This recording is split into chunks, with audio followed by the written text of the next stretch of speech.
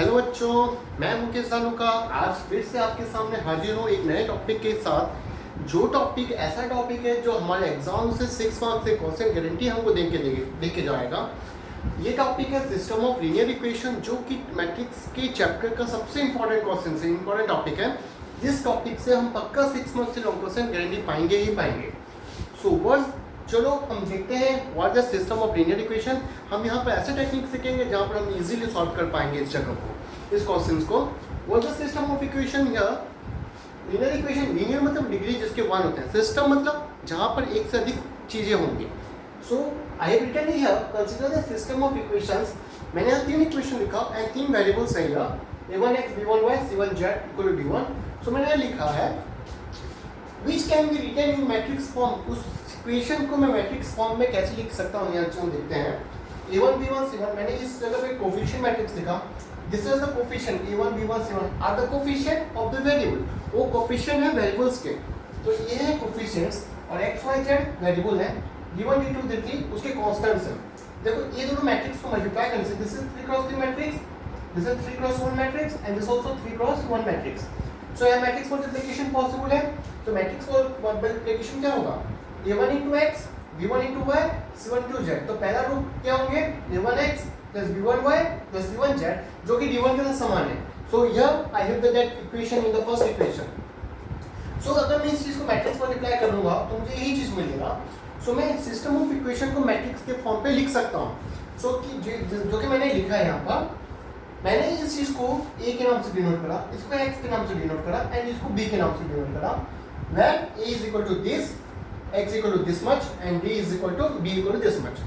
so a को हम क्या बोलेंगे, अगर जहाँ पर a1 b1 c क्या है, कोफिशिएंट्स है, इसलिए मैंने a को कोफिशिएंट मैट्रिक्स बोला। x क्या है, वेरिएबल्स है, that's why I call that x is a variable matrix and b क्या है, कांस्टेंट्स है, that's why I call constant matrix. Sir अब नेक्स्ट हम यहाँ सीखेंगे कि इस सिस्टम ऑफ इक्वेशन को मैं कैसे सॉल्व करूंगा। मुझे यहाँ पे x y z का वैल्यू निकालना है। सॉल्यूशन मतलब क्या, what do you know solution of the system? Here we mean the solution of the system means that the value of x y z, ऐसा पॉइंट्स x y z का जो value इस तीनों equation को simultaneously solve करेगा, that is called my solution. याद रखना तीनों इक्वेशन को एक साथ सेटिस्फाई करेगा। ऐसा नहीं होना चाहिए कि इसको सेटिस्फाई करा इसको नहीं करा, नहीं, वो सॉल्यूशन बोला नहीं जाएगा। ऐसा एक्स वाई जेड जो तीनों इक्वेशन को एक ही साथ सॉल्व करता हो, सेटिस्फाई करता हो, that is called my solution. अब वही चीज देखेंगे, हम ऐसा एक्स वाई जेड का वैल्यू निकालेंगे जो तीनों इक्वेशन को यहाँ सेटिस्फाई करेगा। So now let's see how can I find the value of X Y Z. So पहला बात है यहाँ पर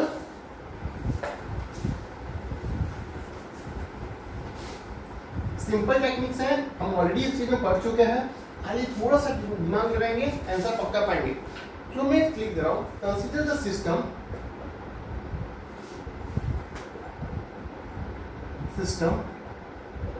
of linear equation ax is equal to b। मैंने एक कंसीडर कर लिया सिचुएशन को। A क्या है, 3 क्रॉस 3 मैट्रिक्स। मैं इन जनरल तुम्हारे बुक के हिसाब से बता रहा हूँ। A is a 3 cross 3 matrix, S is a variable matrix and B is a constant matrix। If case 1 में ले रहा हूँ यहाँ पर, if determinant of A is not equal to 0, that means A non singular 3 cross 3 matrix है। तो A non singular हुआ, that means क्या A इनवर्स एग्जिस्ट करेगा। I can say that A inverse exist.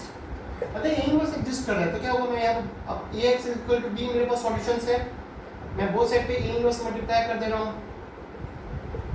So we got A inverse A क्या होगा, identity, and identity of X is X, तो we have X is equal to A inverse B, जो कि मेरे solutions है। अच्छा एक चीज हमने प्रॉपर्टीज ऑफ इनवर्टिबल मैट्रिक्स में पढ़ा होगा, ये हमेशा इनवर्स यूनिक होता है। As A inverse is unique, so I can say that X is also unique।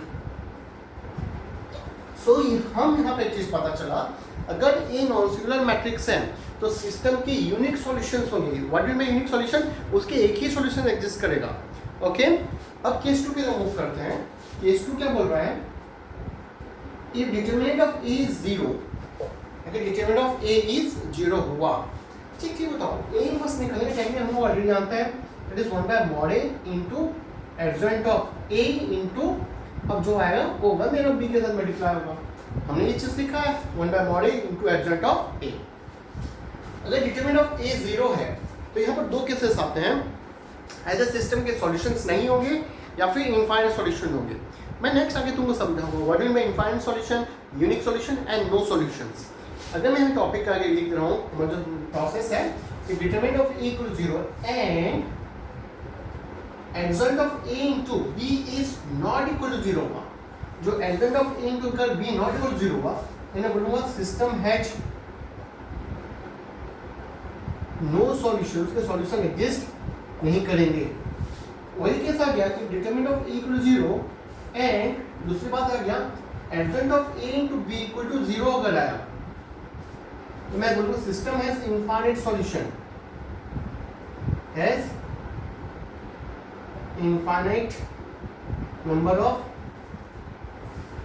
Solution. अब मैं तुमको यहाँ सिखाना चाहता हूँ what mean by no solution, infinite solution and unique solution. But उससे पहले ये चीज नोट कर लीजिए, यहाँ पर मुझे 3 फॉर्मूला की याद रखना है, ज़्यादातर यही चीज काम आएंगे हमारे। अगर डिटरमिनेंट ए नॉट इक्वल 0 है, what is the value of x here? A inverse B, and you know that how can I find the inverse? 1 by mod A into adjoint of A into the matrix B. Now second और third किससे, second किसका पूरा है? अगर determinant of A 0 है कोई बात नहीं, उसके बाद हम ये निकालेंगे adjoint of B अगर 0 हुआ तो इनफाइनाइट सॉल्यूशन है, अगर नॉट इक्वल 0 हुआ तो हम बोलेंगे सिस्टम का नो सॉल्यूशन है। अच्छा, अगर सिस्टम का सॉल्यूशन नहीं निकलता है तो ऐसे सिचुएशन का हमको एक नाम दिया जाता है, that is called inconsistent. Inconsistent when we are inconsistent, when the system has no solution, I call that situation as inconsistent or that system is called inconsistent। और consistent कब बोला जाएगा? जब उसको solutions निकलता होगा, चाहे वो infinite हो या फिर unique हो। So if the system has a unique solution or infinite number of solution, I call that system as consistent। and inconsistent कब बोला जाएगा? जब system के no कुछ भी solutions exist नहीं करते हैं। तब मैं तुमको सिखाना चाहता हूँ आखिरकार ये यूनिक सॉल्यूशन, नो सॉल्यूशन और इनफाइनाइट सॉल्यूशन का मतलब क्या है। जैसे हम सीखेंगे उसके बाद आगे हम प्रॉब्लम करेंगे।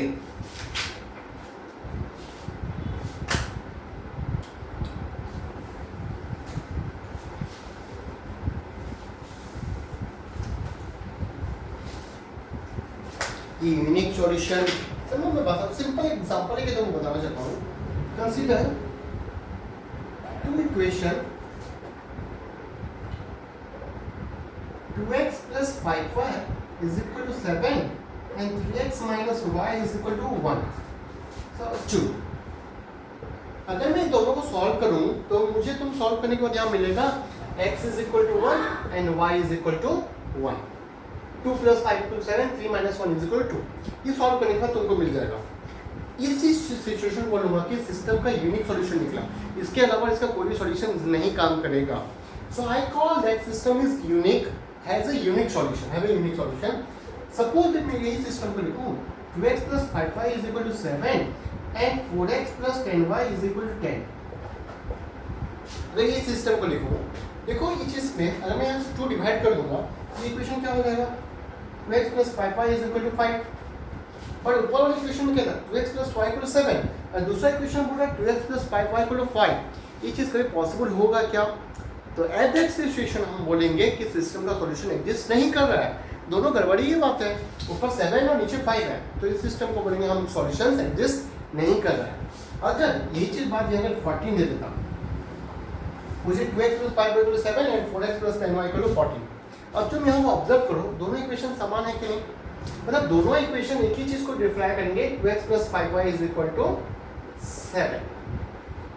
तो मेरे पास दो इक्वेशन नहीं है, एग्जैक्टली वन इक्वेशन है, दो इक्वेशन के नाम पे एक ही इक्वेशन दिया है। अच्छा सपोज मैं x वैल्यू 1 लूंगा तो will get y is equal to 1।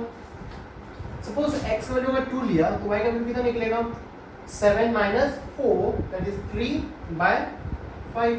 अगर x वैल्यू 3 लूंगा तो y के लिए क्या मिलेगा? 6 1 बाय 5। तो यहाँ देख रहे हो x का प्रत्येक वैल्यू के लिए एक y का वैल्यू निकल रहा है कि नहीं। सो हम इस ऐसे करके हम कितने सॉल्यूशंस निकाल सकते हैं सिस्टम की? Infinite solutions.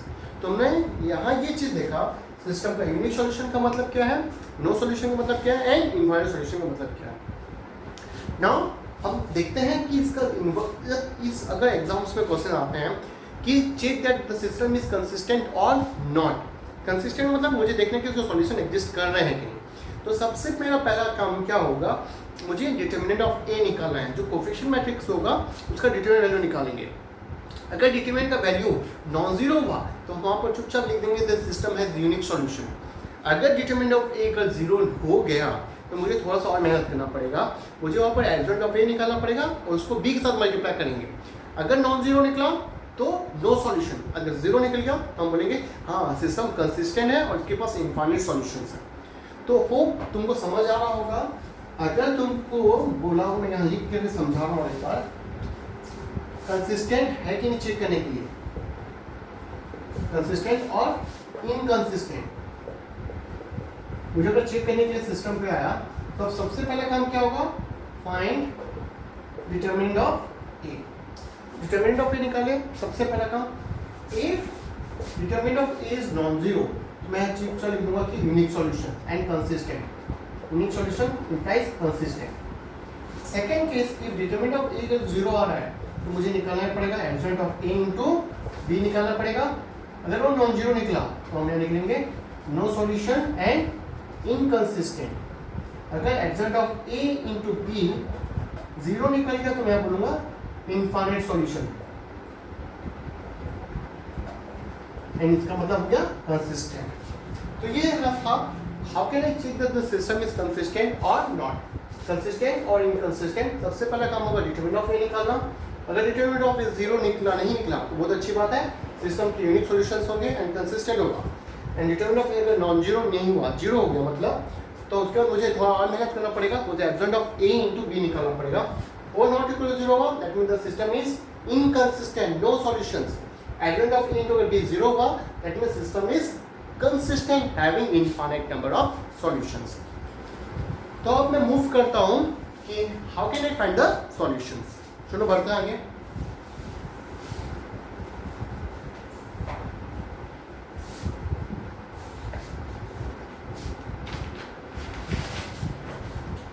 क्वेश्चन इस प्रकार क्या है, पूछे using matrices solve the following system.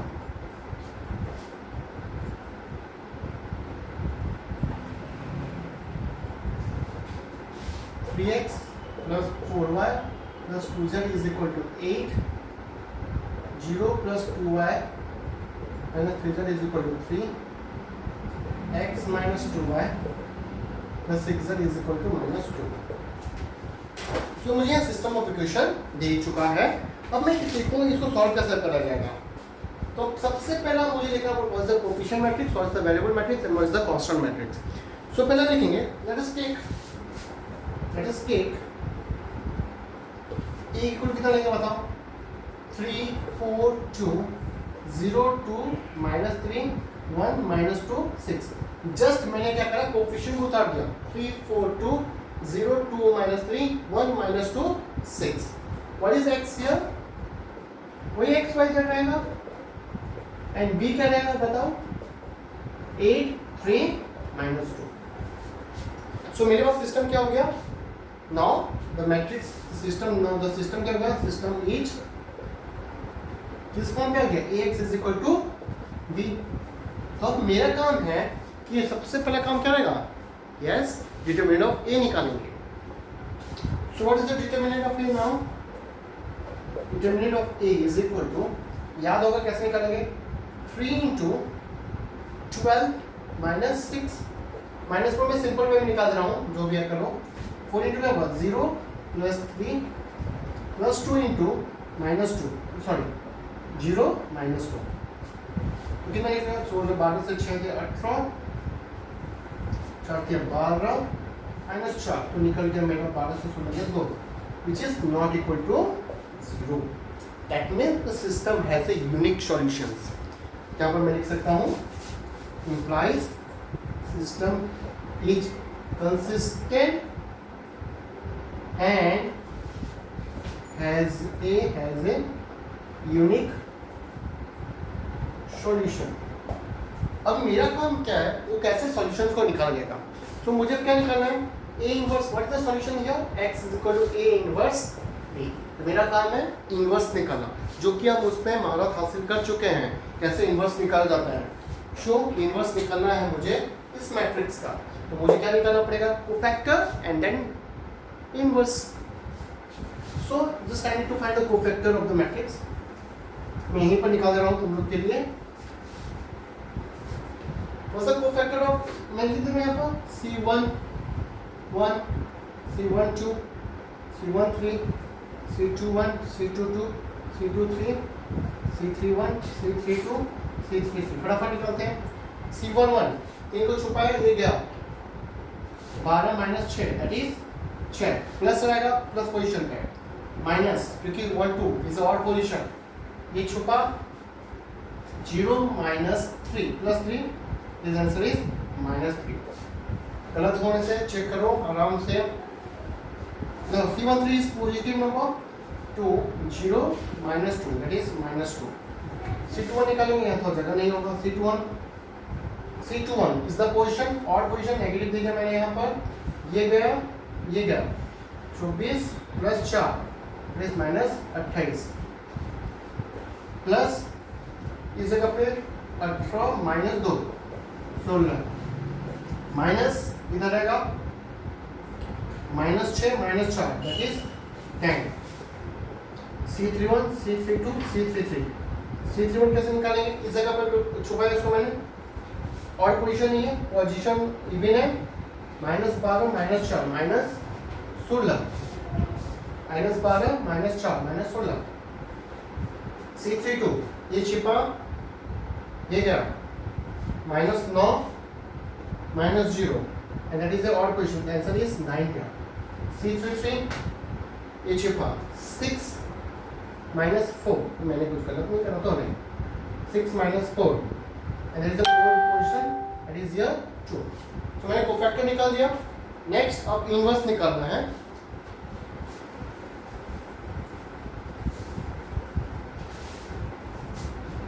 Source से इनवर्स इसको रख करता हूं, इसका काम नहीं है, अभी मेरा काम खत्म हो गया इसका। Source that inverse here we have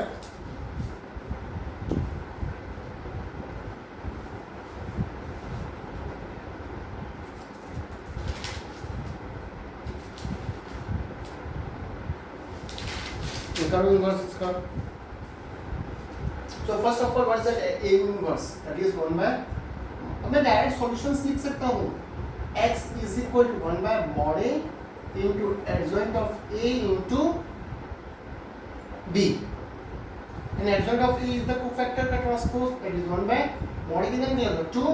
what is the adjoint of here? We have 6 -3 -2 -28 16 10 -16 9 2 into B है, B कितना था, थोड़ा सा मुझे हेल्प करो। B का मैट्रिक्स था 8 3 -2। सो अब तुमको जस्ट मल्टीप्लाई करना है एंड 2 से डिवाइड करना है। जस्ट तुम इस तरह काम तुम लोग कर सकते हो एंड फाइंड योर आंसर। ये गलत करा मैंने, 6 -0 हो गया ना, इट इज 6। ओके, चेक करना आंसर अपना, सॉल्व करो, इसका आंसर तुमको मिल जाएंगे। तो सिंपल प्रोसेस था, यहाँ पर भी मुझे इनवर्स निकालना ही काम आया। So how can I find the inverse? 1 by mod A into adjoint of A। वही काम है, छोटा सा काम है, परफेक्ट काम करना है हमको। नेक्स्ट कुछ क्वेश्चन सॉल्व करते हैं हम लोग आगे।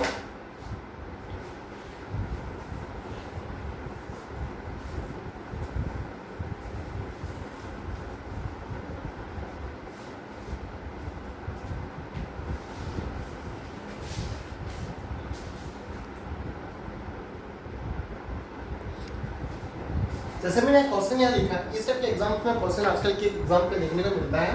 Use the product this and this to solve the following system of equation.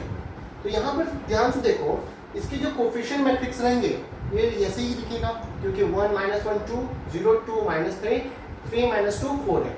तो कहीं ना कहीं इन दोनों के प्रोडक्ट से मुझे इनवर्स का कोई ताल्लुक रहेगा, ये मुझे मानना पड़ेगा।